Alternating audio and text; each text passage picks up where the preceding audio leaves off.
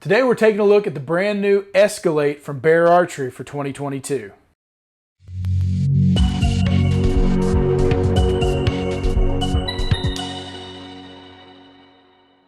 Welcome back to Mike's Archery's YouTube, and today we are taking a look at some of the new 2022 bows from Bear, and we are looking at the new Escalate. Now this is a bow that's going to be the top end of their Mainline series. This is not in their Legend series, which is a pro shop bow only. This is in their Mainline series, so you're going to be able to pick this bow up at a lot of your box stores, any of your retail stores, and probably online. So you got a lot of options to buy this bow all over the country. Now the other nice thing about Bear is everything is made in the USA, and this is no different. The Escalate is made right there in Gainesville, Florida, and is all the components made and assembled right there in the USA, so we shouldn't have too many supply chain issues going forward for this year with a lot of the bows. Now the spec speed on the Escalate is at 339 feet per second, and the axle to axle on this bow is 31 inches. So it's right there at the low end of the axle to axle range, still giving a nice tree stand setup, blind setup. It's not really going to be in the way in any of those situations.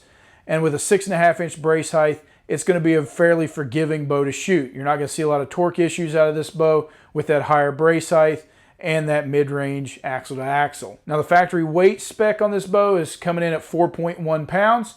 We threw it on the scale and we got 4.2 pounds. So they're really close, pretty much right on. We could probably throw that up to a variance of the scale. This bow is coming in pretty much right at spec weight from the factory.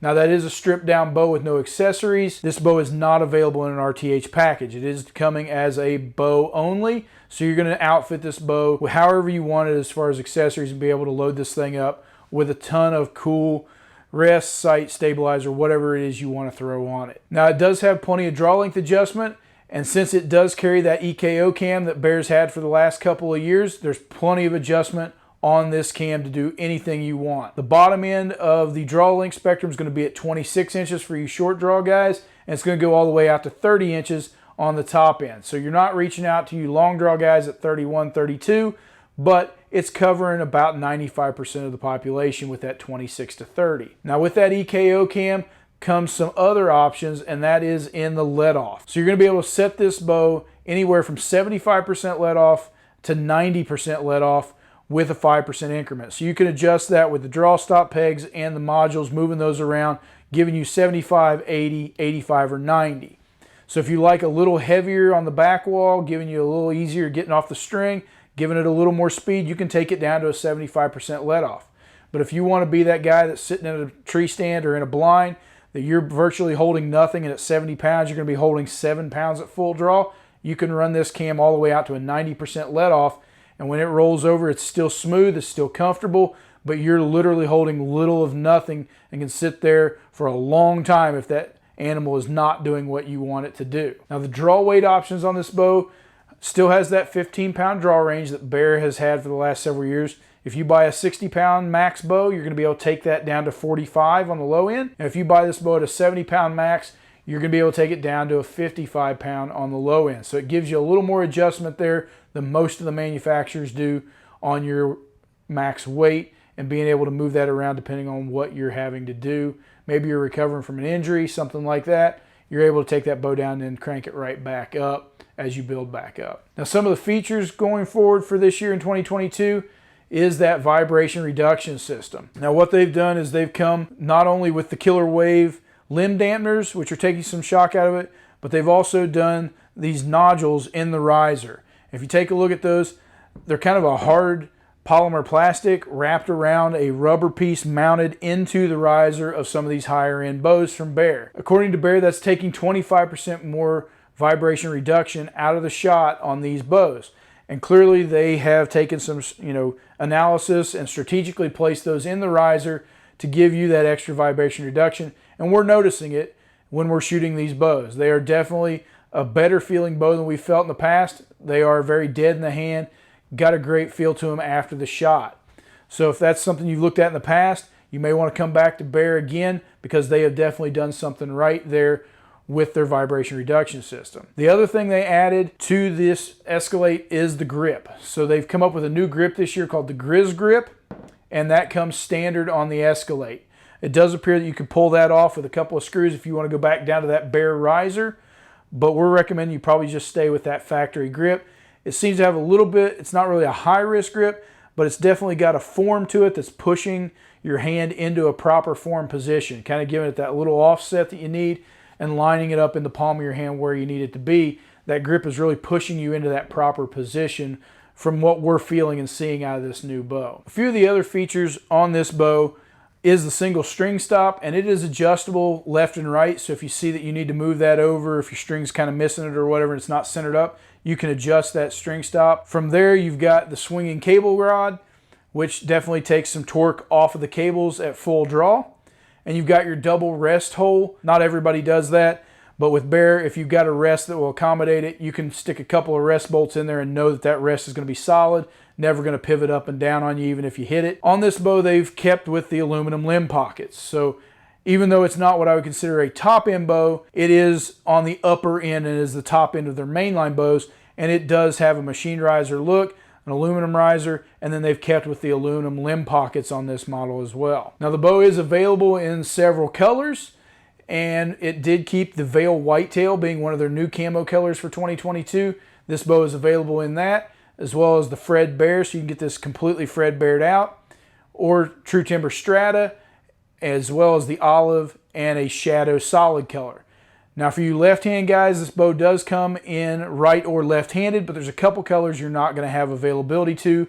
They did not offer left-handed in the Fred Bear camo or in the olive. Now everything else is there in right and left-handed, so lefty guys, you kind of got left out on a couple cool colors there, but you still got several options to pick from. MAP price on this bow is coming in at $749, so it is on that top end of their main line, but it is not at that top end of what you see of most people's flagship bow.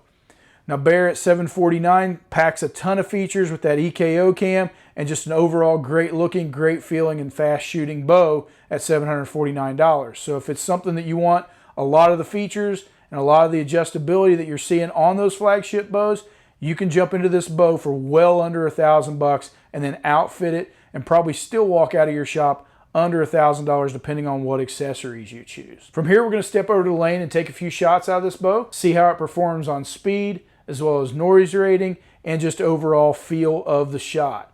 As usual, we'll be taking those shots with a 400 grain arrow at 29-inch draw length, setting this bow on 70 pounds and at 85% let off. We've stepped over the lane and we're going to be shooting this bow, as always, on 70 pounds with a 29-inch draw and a 400 grain arrow, and it is set on 85% let off. So we're going to take a few shots here and just kind of see what the speeds are that it's posting and how this thing feels, as well as the noise rating on it.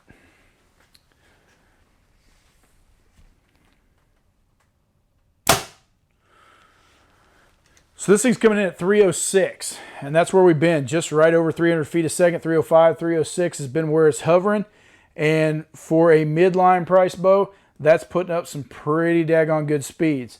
Now, as far as the noise rating on this bow, it's coming in at 96.3. Frankly, that is a pretty good spot to be. It's not really on the loud end of things. It's certainly not the quietest bow we've shot, but it's right there in the middle with what we're seeing out of most all your compounds these days.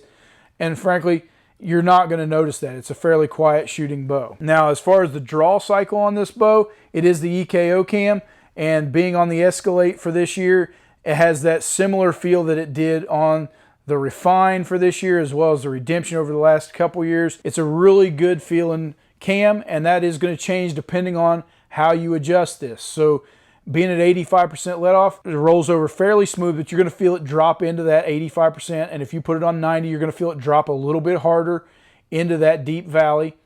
But overall, it's got a really good feel to it. Now, it is fairly dead in the hand, and for a midline price bow, it should be. And it's going to rank right there with most of your top line bows, giving it a great feel. Whatever they've done with this new vibration reduction system has definitely taken some of that hand shock that we felt in the past. It has brought that down, and it is noticeably deader in the hand than it has been the last couple of years.